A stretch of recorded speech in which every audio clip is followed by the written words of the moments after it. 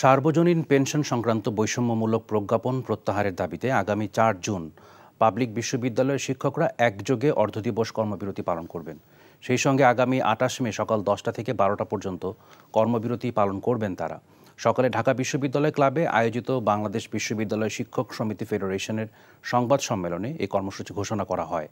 এর মধ্যে দাবি মানা না হলে আরও কঠোর কর্মসূচি দেয়া হবে বলে জানান তারা।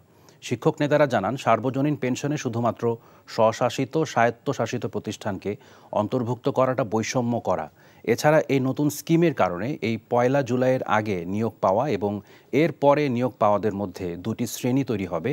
সেটি বিশ্ববিদ্যালয়ে পড়াশোনার পরিবেশ ও গবেষণার পরিবেশের উপর বিরূপ প্রভাব ফেলবে। এছাড়া সরকারি অন্যান্য চাকরিজীবী এবং বিশ্ববিদ্যালয়ের শিক্ষকদের মধ্যে অর্থনৈতিক, সামাজিক ও সাংস্কৃতিক বৈষম্য তৈরি করবে।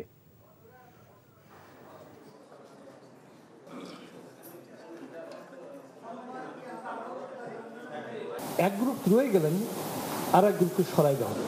এখন আমরা যখন হিসাব করলাম যে 25 বছর পর যখন ফুল পেনশনে আমরা যাব, তখন দেখা যাবে আমাদের যে কলিগরা অন্যান্য পেশা থেকে আমাদেরকে বের করে দিচ্ছেন, এখানে আমাদের অর্থনৈতিকভাবে আমরা যথেষ্ট ক্ষতিগ্রস্ত হব।